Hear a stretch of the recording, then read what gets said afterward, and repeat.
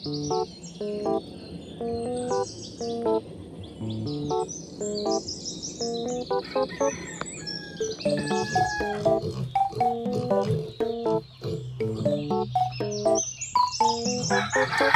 mga kalab! Ayan, so ngayon po ay kukuha po tayo ng dahon ng niyog. Gagawin nating walis tingting. Instead na bibili tayo, gagawa na lang tayo kasi meron namang niyugan diyan. Yun po yung gagawin ni Francis. Kukuha po siya ng walis tingting para gawing walis tingting talaga mga kalab, no? Ipalit-ulit na dahil gagawa tayo ng walis dito sa ating babuyan para hindi na tayo hassle at talagyan natin ng kahoy para magbukhan tayong janitor or janitress, ganun-ganun lang. So ano pang hinihintay nyo? Let's go!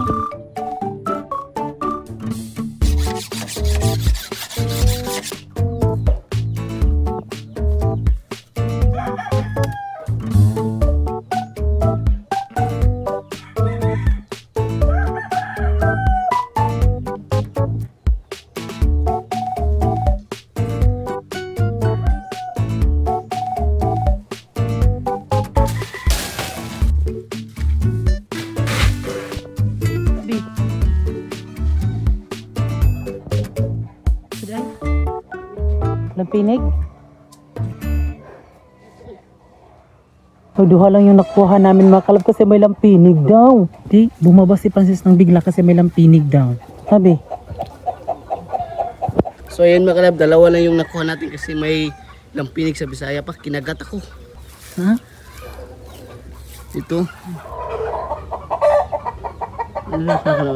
Kiaway nila akong baby.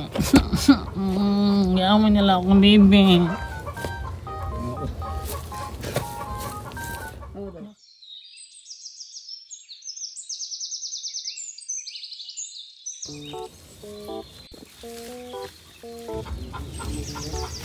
So, dalawa lang po yung ating nakuha. So, di ko papaakitin si Francis, no? Ay, siguro, okay na siguro nga ako na lang aakyat, diba? Kasi bukot naman yung aking mukha. Talagang magpapakamalan nila na kahoy talaga yung mukha ko. Dalawa lang po yung ating nakuha, mga kalab.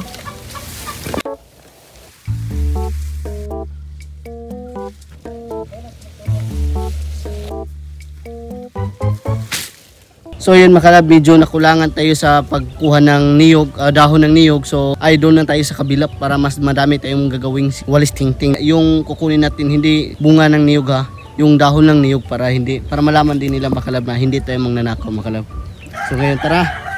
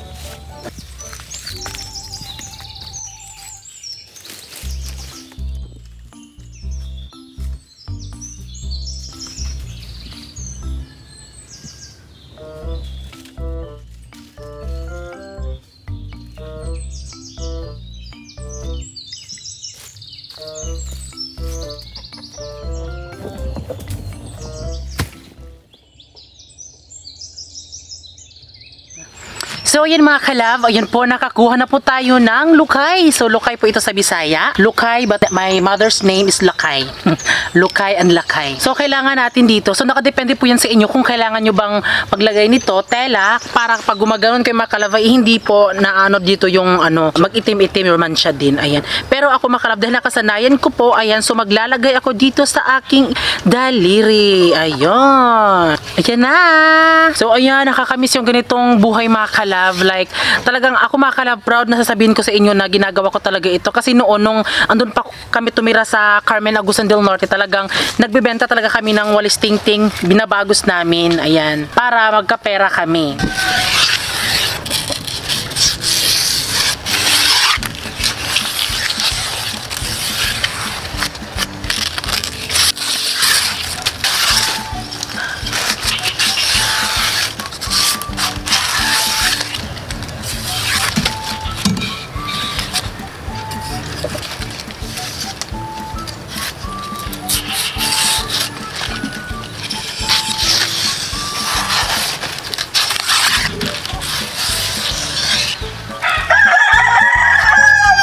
Lumabas po siya yung balay.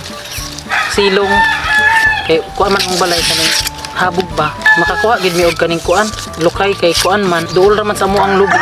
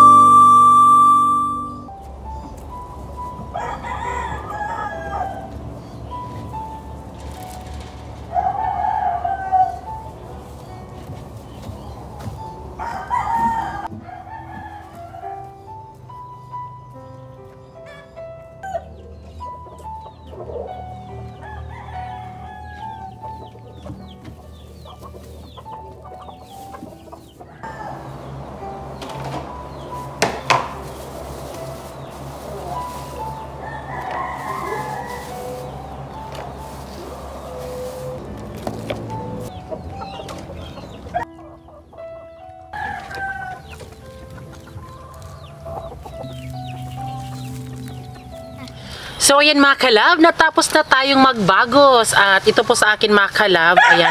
So same lang din ka ano mga kalab, kadami kay Francis kasi. Iba si Francis mag-ano kasi dinadalawa niya, tinatatlo. Yung sa akin kasi sticky isa kasi, 'di ba? Kasi para ano sinadya ko na isa-isa para maano po yung mga medyo may lukay-lukay niya, yung mga dahon mawala.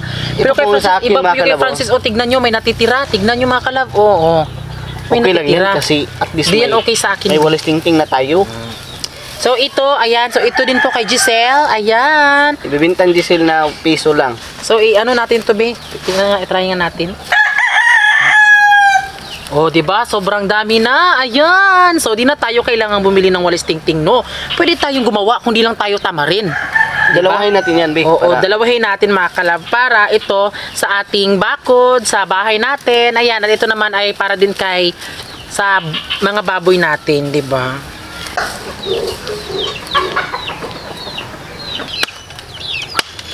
At siyempre, yung itatali natin yung goma. Ito.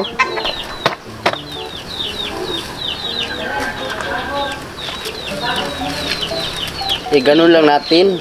Ganun lang para may walis na tayo. Ito, ganun na tayo.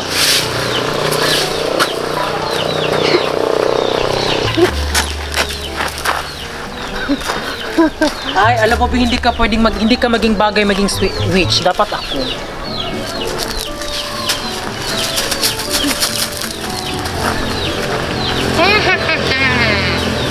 Sige din, mama.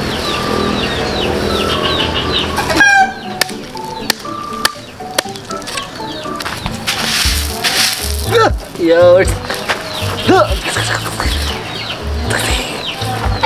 Ito, suggest po to ni Mama Inday mga kalab. But sobrang ano lang, B. Ito na rin. Sige, try natin mga kalab, ha. So, ayan mga kalab, dito na tayo sa loob. At ito po, tubig po. Okay. Yeah. So, ito mga kalab, oh.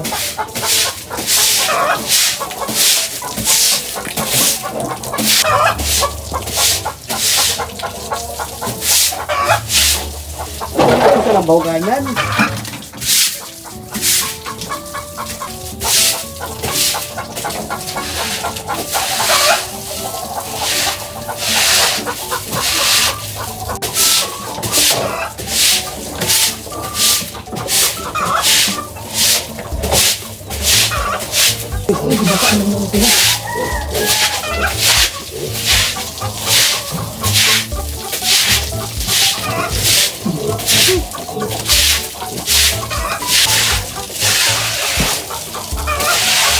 So sa mga hindi po nakakaalam, sa mga nagtatanong po na meron daw pong septic tank, yes, meron pong septic tank po, ayan. So kada kulungan po ng baboy ay meron daw pong septic tank. Apat na septic tank. Apat po na septic tank mga kalab, kaya di kami mag-work dito at pananatilihin namin na mabango po yung babuyan namin. Hay, ginoo ko. So ayan mga kalab, dahil hapon na po mga kalab ay magpapakain na tayo sa ating mga alagang biik, no? Para mas masarap yung kain nila, sasamahan din natin, no? Joke lang. Hindi. Tara. Wala? Ito na. Yan. So marami din po nagsasabi po na kapag pinapakain daw namin yung baboy namin, dapat lagyan daw po ng tubig. Yes, ganun talaga. Pero na-experience namin mga kalab, at yun kasi nung si FB at YT, kapag pinapakain namin sila, di namin nilalagyan ng tubig. Yun po, yung ginagawa lang namin ay nilalagay lang namin sa lalagyan ng pagkain nila mga kalab. Yun, di namin nilalagyan po ng tubig po. Nakadepende na po yan sa inyo mga kalab kung paano nyo po anuhin, di ba? Pero sa amin, base sa na-experience namin is ganun po yung ginagawa namin. At syempre, pagtapos na po dalang kumain, dito po yung kanilang tubig, nalalagyan po natin ng King's Vita Plus mga kalab. Kaya napansin ko po, yung isang baboy po mga kalab, ay parang di niya po pinapakain yung dalawa mga kalab. So parang nangangawa yung isa, so lalagyan na lang natin yung isa. Bebe, away man mo. Oh.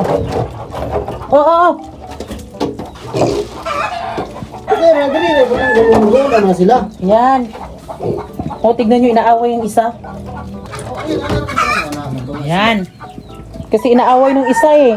Kasi sila lang kasi yung magkapatid, silang dalawa, tapos yung isa, di po sila magkapatid. Yung magkapatid lang po ay yung dalawa lang po. Ayan, kumakain na sila. So, buti pa silang dalawa, oh.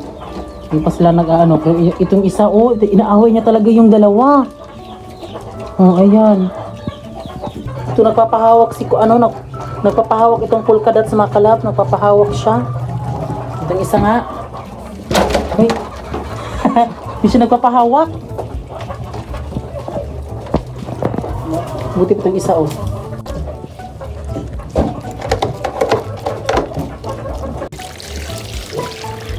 Yan. So, lalagyan po namin ng King's Vita Plus mga kalab. Kaunti lang po. Sige, lagay mo na, B. Yan. Oh. Mapa ka! Diba? Sorry. Kumakain ng patang-patang tubig ko. So, ayan mga kalab, ayan, gabi na po, at yung mga baboy natin ay gising pa sila. So, ayan po sila mga kalab, oh. Ayan. Busog na po sila dahil pinapakain at pinapainom na po namin sila. Ayan. Huwag kayong mag-alala din kasi nakamonitor din naman kami sa paligid namin. Nag-araw-araw po namin pinalinisan po yung baboy namin, pero hindi namin pinapiniliguan yan kasi maliit pa lang yan. Sabi na mga tao dito mga kalabaw daw. Oo, tapos yun din yung baboy namin, yung maliit pa, di talaga namin pinapaliguan. Pinapaliguan lang namin sila pag yung medyo lumalaki na sila. Bino.